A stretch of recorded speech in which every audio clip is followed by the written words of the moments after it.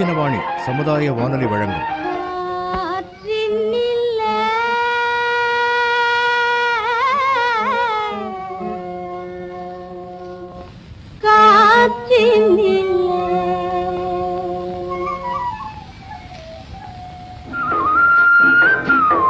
காற்றில் மிதந்து வரும் கணிதம். காற்றில் மிதந்து வரும் கணிதம் இந்திய அரசு அறிவியல் மற்றும் தொழில்நுட்பத்துறையின் ஓர் அங்கமான தேசிய அறிவியல் மற்றும் தொழில்நுட்ப தொடர்பியல் குழுமத்தின் ஆக்கம் ஊக்கம் ஆதரவுடன் ரத்தினவாணி சமுதாய வானொலி தயாரித்து வழங்கும் காற்றில் மிதந்து வரும் கணிதம் புதிய தொடர். அடித்தட்டு மக்களின் அன்றாட பயன்பாட்டுக்கு தேவையான அடிப்படை கணிதம் கற்றுத்தரும் புதிய தொடர். காற்றில் மிதந்து வரும் கணிதம் பகுதி 19. கிணத்துக்கடவு மகளிர் சுயதவி குழு உறுப்பினர்களுடன் நடந்த வினாடி வினா மற்றும் விடுகதை கலந்துரையாடல் நிகழ்ச்சி. காற்றில் மிதந்து வரும் கணிதம் பகுதி 27. கட்டுமரத்தில் ஒரு காட்டு யானை. நாடகத்தில் நடிப்பவர்கள் அருண், செந்தில், மெஹமுதா, ஆரோக்கியம், ஜாஃபர், வடிவேல், அங்கு பிரசாத், நிஷாந்த், மேரிசன், விஜய் பிரகாஷ். நிபுணர் விளக்கம் கணித பேராசிரியை சங்கீதா. எழுத்து உரையாடல் MS பெருமாள். ஒளிப்பதிவு ஒளித்தொகுப்பு அசோக் அப்ரஹாம். இயக்கம் தயாரிப்பு நந்தா நாகராஜன்.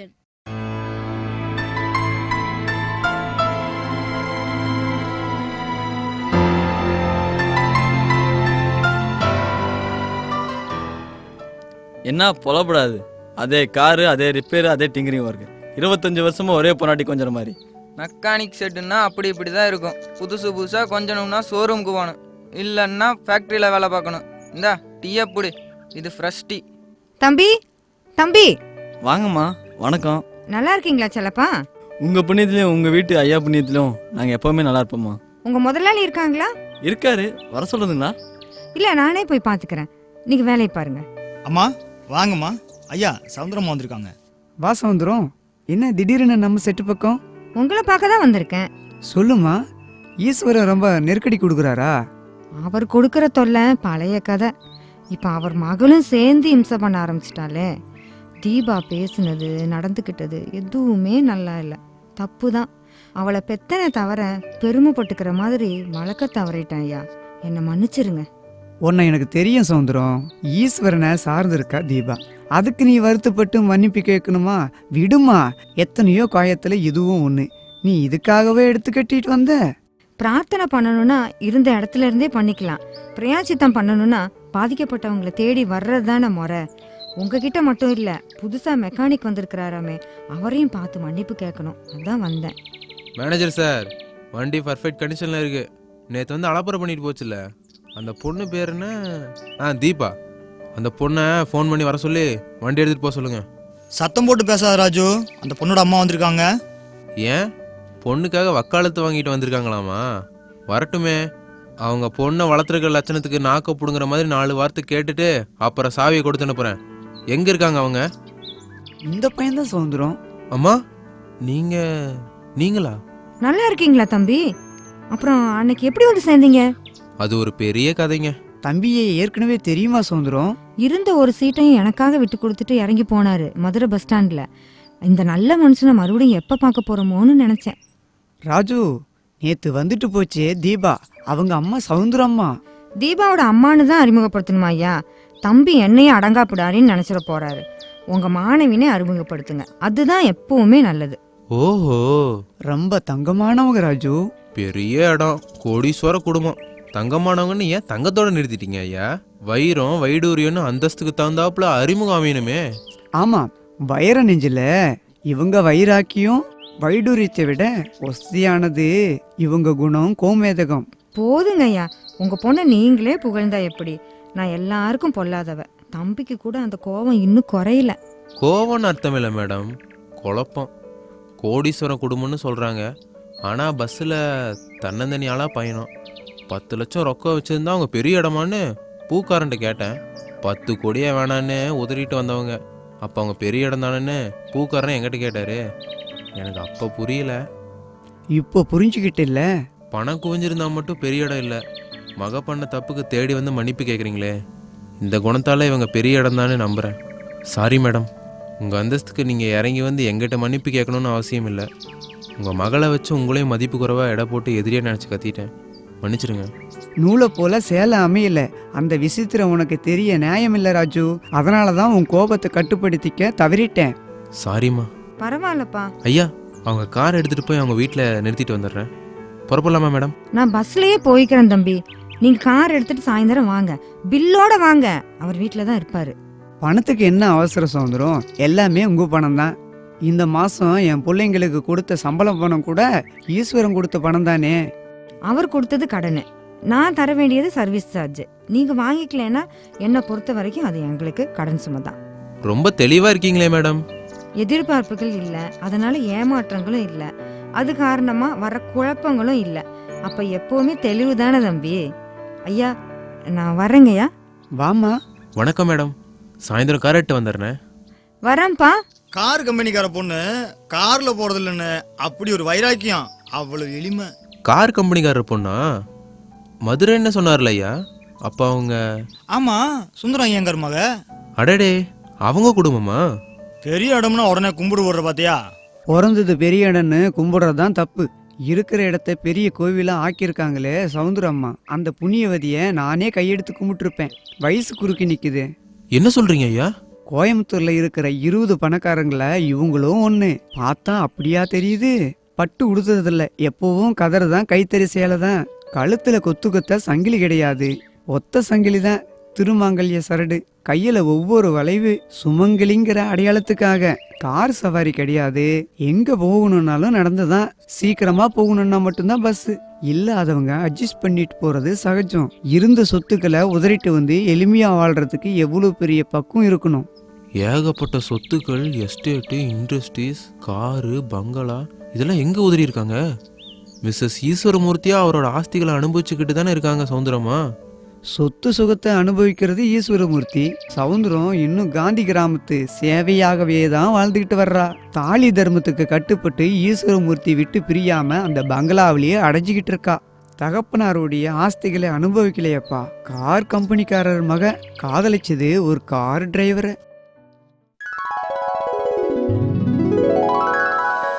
சௌந்தரம், ஈஸ்வரமூர்த்தி என்கிட்ட கைகட்டி வேலை பார்க்குற எடுபிடி, கை நீட்டி சம்பளம் வாங்குற டிரைவர், அவனைத்தான் கல்யாணம் பண்ணிப்பேன்னு ஒத்த காலில் நிக்கிறையே. அப்பா முடியாதுப்பா, காலம் பூரா என்னை கண் கலங்காம அவர் காப்பாத்துவாரு. எனக்கு சத்தியம் வேற பண்ணி கொடுத்துருக்காரு தெரியுமா. ஆஃப்டர் ஆல் அவன் டிரைவர், அவன் பேச்சு உனக்கு வேத வாக்கா? கிருஷ்ண பரமாத்மா தேரோட்டம் சாரதியா வந்துதான் கீதை சொன்னாரு, அது வேத வாக்கா ஆகலையாப்பா? பரவாயில்ல, படிக்க வச்சது வீண் போகல, என்கிட்டயே தர்க்கம் பண்றையே. இதுல தர்க்கம் பண்ண அவசியமே இல்லப்பா. ரொம்பவும் அழுத்தமா தீர்மானிக்கப்பட்ட விஷயம் எங்க கல்யாணம். நீங்க சரின்னு சொன்னா உங்க சம்மதத்தோட உங்க முன்னிலையிலேயே எங்க கல்யாணம் நடக்கும். சம்மதிக்கலைன்னா மீனாட்சி சன்னதியில நடக்கும். ஓஹோ, இவ்வளவு தீவிரமான காதலா? சௌந்தரம், என் பேச்ச மீறி அவன் பின்னால போனா சொத்துல சல்லி காசு கிடையாது. இந்த கட்டத்துல இந்த வசனத்தை தவிர வேற எந்த வாசகமும் இருக்க முடியாது. உங்க ஆஸ்தி வேண்டாம், ஆசீர்வாதம் மட்டும் போதும். அதை தவிர வேற எதையும் எதிர்பார்க்கலப்பா. அதுக்கு அடையாளமா தான் இந்த ஒப்புதல் வாக்குமூலம், விடுதலை பத்திரம். விடுதலை பத்திரமா? சௌந்தரம், அன்னாடும் காட்சிகளை நம்பி கழுத்தை கொடுத்துட்டு தெருவில் நிக்க போற பாரு. அப்பா, உங்க கோபத்திலயும் 2 ஆசீர்வாதம் கிடைக்குதுப்பா. அன்னாடங்காட்சி ஆக தினசரி அடுப்பு எரியும், ஒலை கொதிக்கும், ஆகாரம் கிடைக்கும். இன்னொன்னு தெருவுல நிக்க போற, அதானே? அவருக்கு தெரிஞ்ச தொழிலு கார் டிரைவிங் மட்டும்தான். வீட்டுக்குள்ள வரவே எப்பவுமே அவருக்கு நேரம் இருக்காது. தெருவுலயே கார் ஓட்டிட்டு இருப்பாரு. அவர் தரிசனத்துக்காக நான் தெருவுல இறங்கித்தானே ஆகணும். ஓஹோ. அப்பா, எவ்வளவுதான் கோபம்னாலும் 2 மங்களகரமான ஆசீர்வாதம் தந்திருக்கள். என் ஆயுசுக்கும் உங்களை மறக்க மாட்டேன். நான் வரேன்ப்பா.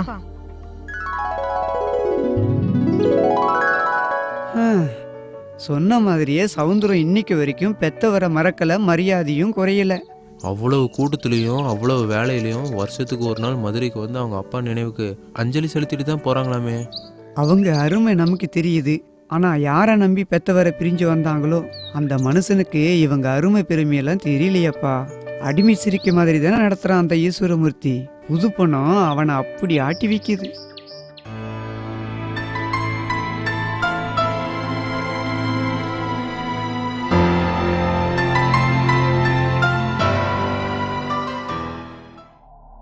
அட்லீஸ்ட் அவன் ஒரு கார் மெக்கானிக், அவங்கிட்ட போய் மன்னிப்பு கேட்டு வந்தேன்னு சொல்றிய, வெக்கமா இல்ல சவுந்தரம்?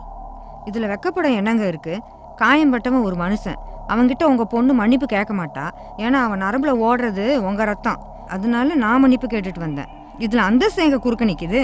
இண்டஸ்ட்ரியலிஸ்ட் ஈஸ்வரமூர்த்தி சம்சாரம் இப்படி இறங்கி வர வேண்டிய அவசியமே இல்ல. நான் இறங்கி வந்திருக்கலேனா 22 வருஷத்துக்கு முன்னாடி நடந்ததை சொல்றேன். மிஸ்டர் ஈஸ்வரமூர்த்தி இண்டஸ்ட்ரியலிஸ்டா ஆகியிருக்க முடியாது. விடுதலை பத்திரம் எழுதி கொடுத்துட்டு வீட்டை விட்டு இறங்கினவன் நான். அந்த சொத்துக்கள் இப்ப உங்க கஸ்டடியில. அதனால சமூகத்துல உங்களுக்கு ஏற்பட்ட அந்தஸ்து இன்னைக்கு இண்டஸ்ட்ரியலிஸ்ட் அங்கீகாரம். என்ன சவுந்தரம், அன்னக்காவடலுக்காக அனுதாபப்படுறதோட நிறுத்திக்க. அவங்களுக்காக என்ன பகைச்சிக்க நினைச்சா? நஷ்டம் எனக்கு இல்லைங்க, எந்த நஷ்டமும் எனக்கு இல்லை. ஏற்கனவே வேண்டான்னு உதறி தள்ளின சொத்து சொகந்தான். ஒரு தடவை இழந்த சொத்துக்களுக்காக 2 தடவை துக்கம் கொண்டாட வேண்டிய அவசியம் எனக்கு இல்லை. யாருகிட்ட பேசன்னு தெரிஞ்சுதா பேசுறியா? ஒன்ன கட்டின புடவையோட தான் இறங்கி வந்தேன். காலமெல்லாம் கண் கலங்காம காப்பாத்துவேன்னு சத்தியம் பண்ண மாஜி டிரைவர்கிட்ட தான் பேசுறேன். முதல் தடவையே கண்ணில் கண்ணீரோட வெளிப்படையா பேசக்கூடியதை, பேச முடிஞ்சதைத்தான் பேசுறேன். எங்க அப்பாவோட ஆசையில சல்லி காசு கூட வேண்டான்னு நான் எழுதி கொடுத்த விடுதலை பத்திரத்தை வீடு புகுந்து கள்ளசாவி போட்டு திருடிட்டு வந்த பேராசக்காரங்கிட்ட தான் பேசுறேன். பேராசக்காரன் இல்லடி, பிளான் பண்ணி தான் உன்னை கவுத்தேன். நீ பைத்தியக்காரி மாதிரி சொத்து சொக வேண்டான்னு உதறிட்டு வந்தா உன்னை கட்டிக்கிட்டது எதுக்கு? அலுமினப்பாளையில ஆளாக்கு சோறு பொங்கி ஆளுக்கு கொஞ்சம் பகிர்ந்துக்கவா? அதனால தாண்டி முதல் வேலையா விடுதலை பத்திரத்தை அங்கிருந்து கிளப்பிட்டு வந்தேன். அதோட நிக்கலையே, சட்டப்படி சொத்துக்கள் எல்லாம் எனக்கு தான் வந்து சேரணும்னு எல்லா கையெழுத்தையும் போஜர் பண்ணி நோட்டீஸ் அனுப்பி அந்த அதிர்ச்சியிலேயே எங்க அப்பா உயிரை பறிச்சிட்டீங்களே. அந்த பாவத்துக்கு இதுவரை என்ன பரிகாரம் பண்ண முடிஞ்சிருக்கு? வருஷத்துக்கு ஒரு தரம் மதுரைக்கு போயிட்டு வரையில, நாள் முழுக்க விரதம் இருந்து ராட்டையில நூல் நூல்த்து உங்க அப்பனுக்கு கதர் மாலை போட்டு கண்ணீர் வடிச்சிட்டு வரியே. அந்த ஒரு நாள் பரிகாரம் உங்க கணக்கு. ஒவ்வொரு நாளும் உங்களுக்கு நான் தண்டனை தர்றேனே. கார்ல போடுறதில்ல, காஞ்சிப்பட்டு உடுத்துறதில்ல, கழுத்து காதுல பவுன்ல மூடுறதில்ல, அவ்வளவு ஏன் வாய்க்கு ருசியா சாப்பிட்றது கூட இல்லை. உங்க வஞ்சகத்துக்கு நான் தர்ற தண்டனை என்னைக்குமே நான் ஒரு வேலை டிரைவரோட சம்சாரம் தான் உங்களுக்கு உணர்த்திக்கிட்டே இருக்கேனே. அது உங்களுக்கு உரைக்கல? இதுக்கெல்லாம் ரோடி பட்டா நானும் பட்டி கிடந்து பரதேசியாக வேண்டியதுதான். அடி பாவி, நீ என்ன தண்டிக்கிறதா நினைச்சுதான் இத்தனை வருஷம் பச்சை கொலை போட்டு இருந்தியா? பைத்தியக்காரி, இனிமேயாவது உன் வேஷத்தை மாத்திட்டு இண்டஸ்ட்ரியலிஸ்ட் ஈஸ்வரமூர்த்தி சம்சார அந்தஸ்த நிலநாட்ட கத்துக்கடி. அந்தஸ்த நிலநாட்ட கத்துக்கணுமா? அதுவும் 22 வருஷத்துக்கு அப்புறம். தேவைப்பட்டா நிலைநாட்டுறேன். இண்டஸ்ட்ரியலிஸ்ட் ஈஸ்வரிமூர்த்தியோட சம்சாரமா இல்ல, கார் கம்பெனி முதலாளி சுந்தரம் ஐயங்கார் மகளா நிலைநாட்டுறேன். நேரம் வரட்டும்.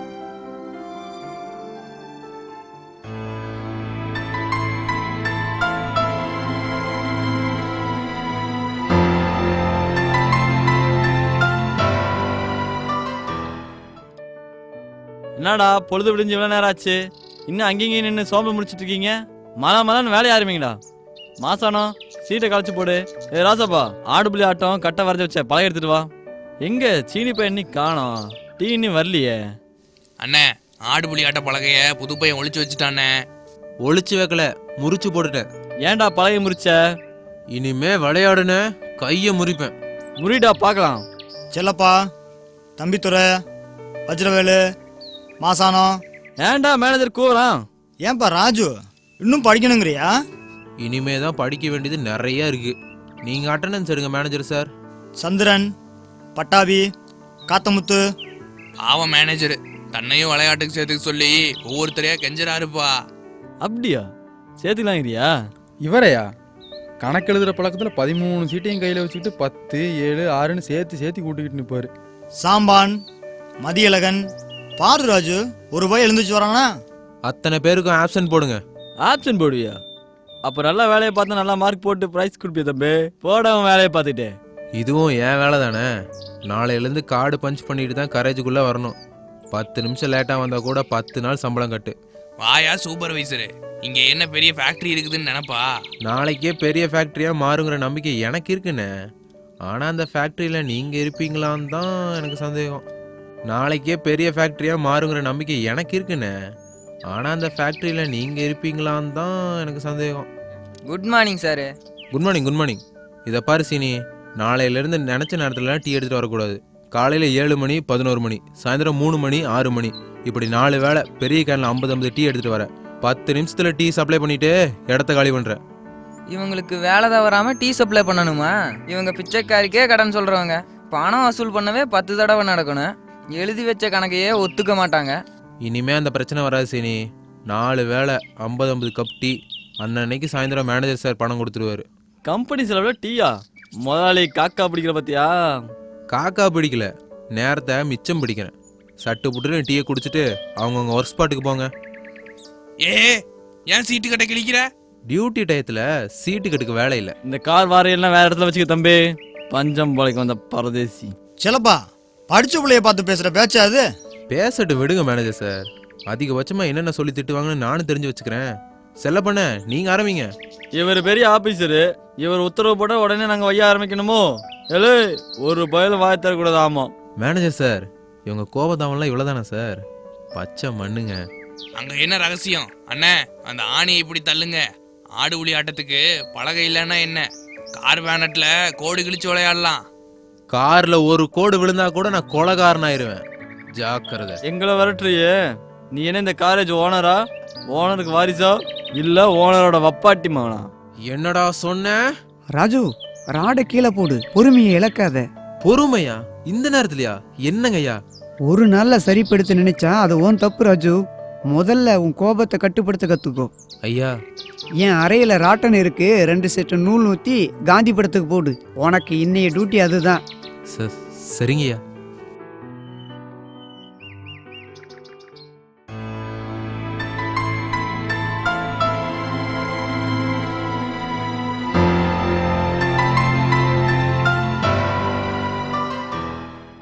நேயர்களே, நம்ம எல்லாரும் நிறைய தொழில் செய்கிறோம். ஒவ்வொருத்தருக்கும் வித்தியாசமான வேலை இருக்குது.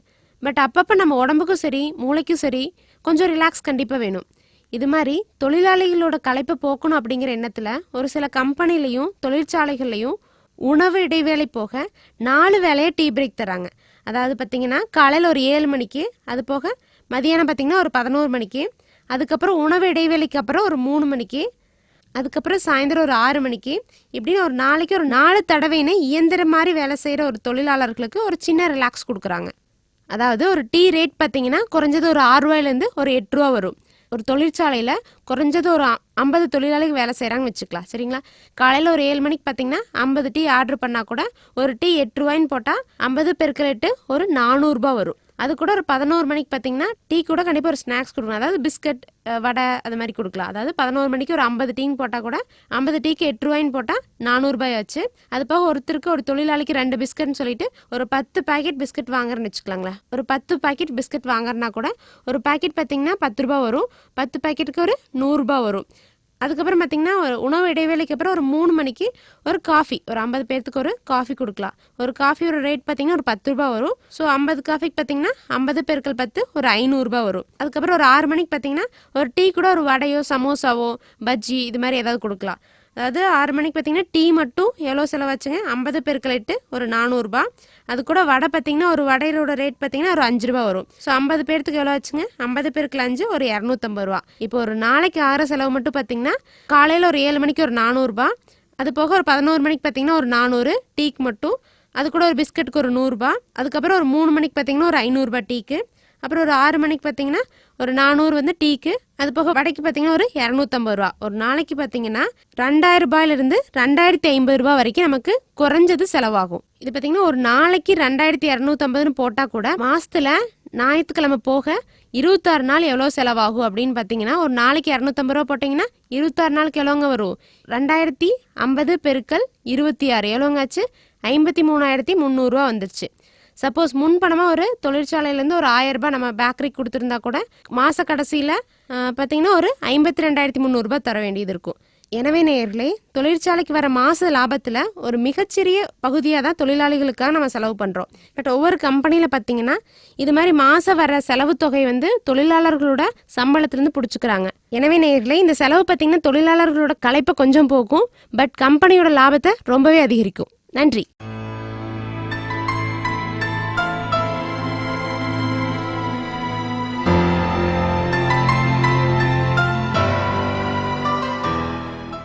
நேயர்கள் இதுவரை கேட்டது காற்றில் மிதந்து வரும் கணிதம் பகுதி 27